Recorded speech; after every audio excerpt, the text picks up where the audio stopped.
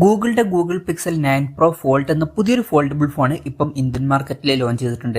അത്യാവശ്യം കൂടിയൊരു പ്രൈസ് റേഞ്ചിൽ തന്നെയാണ് ഈ ഒരു സ്മാർട്ട് ഫോൺ വരുന്നത്. 1,73,000 രൂപ പ്രൈസ് റേഞ്ചിലായിട്ടാണ് ഈ സ്മാർട്ട് ഫോൺ ഇപ്പം ഇന്ത്യൻ മാർക്കറ്റിൽ ലോഞ്ച് ചെയ്തിരിക്കുന്നത്. ഈ ഒരു വീഡിയോയിൽ നമ്മൾ നോക്കാൻ പോകുന്നത് ഗൂഗിൾ പിക്സൽ 9 പ്രോ ഫോൾഡ് എന്ന ഫോണിന്റെ ഒരു സ്പെസിഫിക്കേഷൻ അനാലിസിസ് ആണ്.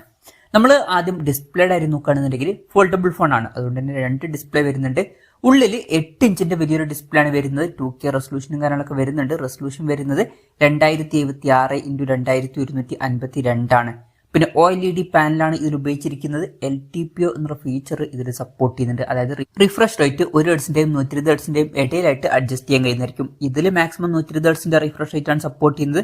പിന്നെ പഞ്ചോൾ ഡിസൈനും കാര്യങ്ങളൊക്കെ ഇതിൽ കൊടുത്തിട്ടുണ്ട്. പഞ്ചോൾ വരുന്നത് ടോപ്പ് റൈറ്റ് ഭാഗത്തായിട്ടാണ്. പിന്നെ ഇതിന്റെ പീക്ക് ബ്രൈറ്റ്നസ് വരുന്നത് 2700 നിറ്റ്സ് ആണ്. എടുത്തു പറയേണ്ട ഒരു കാര്യം എന്ന് പറയുന്നത് ഈ ഒരു ഡിസ്പ്ലേ നമുക്ക് ഫോൾഡ് ചെയ്യാൻ പറ്റുന്നതായിരിക്കും. ഇനി ഫോൾഡ് ചെയ്താൽ ഒരു ഹാഫിലായിട്ട് ചെറിയൊരു ഡിസ്പ്ലേ വരുന്നുണ്ട്. ഒരു ഹാഫിൽ 6.3 ഇഞ്ചിന്റെ ഒരു ഫുൾ HD പ്ലസ് ഡിസ്പ്ലേ കൊടുത്തിട്ടുണ്ട്. ഇതിലും OLED പാനൽ തന്നെയാണ് വരുന്നത്. അതുപോലെ തന്നെ ഇതിലും LTPO എന്നുള്ള ഫീച്ചർ സപ്പോർട്ട് ചെയ്യുന്നുണ്ട്. അതായത് റിഫ്രഷ് റേറ്റ് 1 ഹെർട്സിന്റെയും 120 ഹെർട്സിന്റെയും ഇടയിലായിട്ട് അഡ്ജസ്റ്റ് ചെയ്യാൻ കഴിയുന്നതായിരിക്കും. മാക്സിമം 120 ഹെർട്സിന്റെ റിഫ്രഷ് റേറ്റ് ആണ് സപ്പോർട്ട് ചെയ്യുന്നത്. പിന്നെ ഈ ഒരു ഡിസ്പ്ലേയിൽ പഞ്ചോൾ ഡിസൈൻ ആണ് വരുന്നത്. പഞ്ചോൾ വരുന്നത് ടോപ്പ് സെന്റർ ഭാഗത്തായിട്ടാണ്. ഈ ഒരു ഡിസ്പ്ലേയുടെ പീക്ക് ബ്രൈറ്റ്നസും വരുന്നത് 2700 നിറ്റ്സ് ആണ്. പിന്നെ ഈ ഒരു ഫോണിന്റെ ഫ്രണ്ടിൽ ഗൊറില്ല ഗ്ലാസ് വിക്ടസ് 2ന്റെ പ്രൊട്ടക്ഷൻ കൊടുത്തിട്ടുണ്ട്. അപ്പം ഡിസ്പ്ലേ ഫീച്ചേഴ്സ് മൊത്തത്തിൽ നോക്കുകയാണെന്നുണ്ടെങ്കിൽ അത്യാവശ്യം നല്ല ഡിസ്പ്ലേ ഫീച്ചേഴ്സും കാര്യങ്ങളൊക്കെ ഈ ഫോണിൽ വരുന്നുണ്ട് എന്ന് തന്നെ പറയാവുന്നതാണ്. പിന്നെ ഈ ഒരു ഫോണിൽ സൈഡ് മൗണ്ടഡ് ഫിംഗർ പ്രിന്റ് സെൻസറാണ് കൊടുത്തിരിക്കുന്നത്. ഫോണിന്റെ വെയിറ്റ് വരുന്നത് 257 ഗ്രാം ആണ്. പിന്നെ ഓപ്പൺ ചെയ്തു വെക്കുന്ന സമയത്ത് തിക്നെസ് വരുന്നത് 5.1 mm മാത്രമാണ്. അതുപോലെ തന്നെ ക്ലോസ് ചെയ്തു വെക്കുന്ന സമയത്ത് തിക്നെസ് വരുന്നത് 10.5 mm ആണ്. പിന്നെ ഇതിൽ എയറോസ്പേസ് അലൂമിനിയം ഫ്രെയിമും കാര്യങ്ങളൊക്കെ കൊടുത്തിട്ടുണ്ട്. IPX8 റേറ്റിംഗ് ആണ് ഇതിൽ സപ്പോർട്ട് ചെയ്യുന്നുണ്ട്. പിന്നെ ഈ ഒരു ഫോണിന്റെ ഒബ്സിഡിയൻ അതുപോലെ തന്നെ പോർസലിൻ എന്നീ കളർ വേരിയൻസ് ആണ് ഇപ്പൊ ലോഞ്ച് ചെയ്തിരിക്കുന്നത്. ഇനി പ്രോസസറിന്റെ കാര്യത്തിലോട്ട് വരികയാണെന്നുണ്ടെങ്കിൽ ഗൂഗിളിന്റെ ടെൻസർ G4 ചിപ്പാണ് ഇതിൽ കൊടുത്തിരിക്കുന്നത്.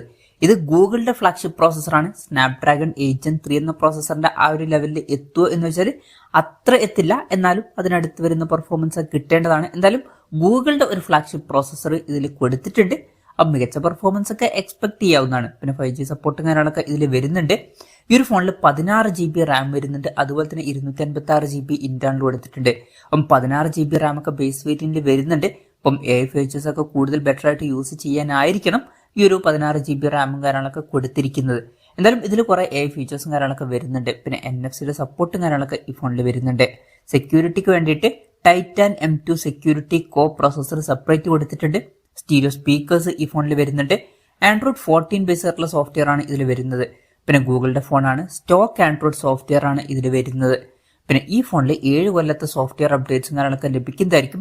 പിന്നെ പൊതുവേ ഒരു സോഫ്റ്റ്വെയർ അപ്ഡേറ്റ് വരുമ്പം ഫസ്റ്റ് ഗൂഗിളിന്റെ ഫോണുകളിലാണ് വരാറ്. അപ്പം ഫാസ്റ്റ് ആയിട്ടുള്ള സോഫ്റ്റ്വെയർ അപ്ഡേറ്റ്സ് നമുക്ക് എക്സ്പെക്ട് ചെയ്യാവുന്നതാണ്. അതുപോലെ തന്നെ കുറച്ചധികം കാലത്തേക്കുള്ള സോഫ്റ്റ്വെയർ അപ്ഡേറ്റ്സും ഇതിൽ വരുന്നതായിരിക്കും.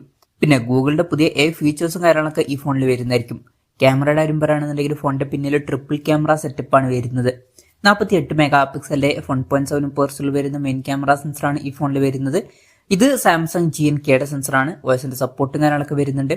പിന്നെ 10.5 മെഗാ പിക്സലിന്റെ f2.2 പേഴ്സിൽ വരുന്ന അൾട്രാ വൈഡ് ആംഗിൾ ലെൻസും ഇതിൽ കൊടുത്തിട്ടുണ്ട്.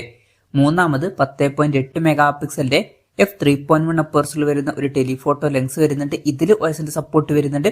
അതുപോലെ തന്നെ 5x ഒപ്റ്റിക്കൽ സൂം ഒക്കെ ഇതിൽ സപ്പോർട്ട് ചെയ്യുന്നുണ്ട്. സെൽഫി ക്യാമറയുടെ കാര്യം പറയുകയാണെന്നുണ്ടെങ്കിൽ 2 ഡിസ്പ്ലേയിലും 10 മെഗാ പിക്സലിന്റെ f2.2 പേഴ്സിൽ വരുന്ന സെൽഫി ക്യാമറ എടുത്തിട്ടുണ്ട്. അപ്പം ഓൺ പേപ്പർ അത്യാവശ്യം തിരക്കുള്ള നല്ല ക്യാമറ സ്പെസിഫിക്കേഷൻ ഒക്കെ വരുന്നുണ്ട്. പിന്നെ പൊതുവെ ഗൂഗിളിന്റെ ഡിവൈസുകളിൽ അത്യാവശ്യം നല്ല ക്യാമറ പെർഫോമൻസ് കിട്ടാറുണ്ട്. നല്ലൊരു ഒപ്റ്റിമൈസേഷനും കാര്യങ്ങളൊക്കെ വരാറുണ്ട്. അപ്പം മികച്ചൊരു ക്യാമറ പെർഫോമൻസ് തന്നെ നമുക്ക് എക്സ്പെക്ട് ചെയ്യാവുന്നതാണ്. ബാറ്ററിയുടെ കാര്യത്തിൽ 4650 mAh ബാറ്ററിയാണ് ഈ ഫോണിൽ വരുന്നത്. ഇത് ഫോൾഡബിൾ ഫോണാണ് എന്നുള്ള കാര്യം കൺസിഡർ ചെയ്യുമ്പോൾ അത്യാവശ്യം തിരക്കുള്ള നല്ലൊരു ബാറ്ററി സെറ്റപ്പ് ഒക്കെ തന്നെയാണ്. 45 വാട്ടിന്റെ ഫാസ്റ്റ് ചാർജിംഗ് സപ്പോർട്ടും ഇതിൽ വരുന്നുണ്ട്. പിന്നെ വയർലെസ് ചാർജിംഗ് സപ്പോർട്ടും വരുന്നുണ്ട്. Type-C ചാർജിംഗ് പോർട്ടും ഇതിൽ കൊടുത്തിട്ടുണ്ട്. USB 3.2ന്റെ സപ്പോർട്ടും കാര്യങ്ങളൊക്കെ വരുന്നുണ്ട്. അപ്പം അത്യാവശ്യം തിരക്കുകളില്ലാത്തൊരു ബാറ്ററി സെറ്റപ്പും കാര്യങ്ങളൊക്കെ ഇതിൽ വരുന്നുണ്ട് എന്ന് പറയാവുന്നതാണ്. പക്ഷെ ഒരു കാര്യം എന്താണെന്ന് വെച്ചാൽ ഈ ഒരു ഫോണിന്റെ ബോക്സിൽ ചാർജർ ഉണ്ടാവില്ല. അത് നമ്മൾ സെപ്പറേറ്റ് മേടിക്കേണ്ടി വരും.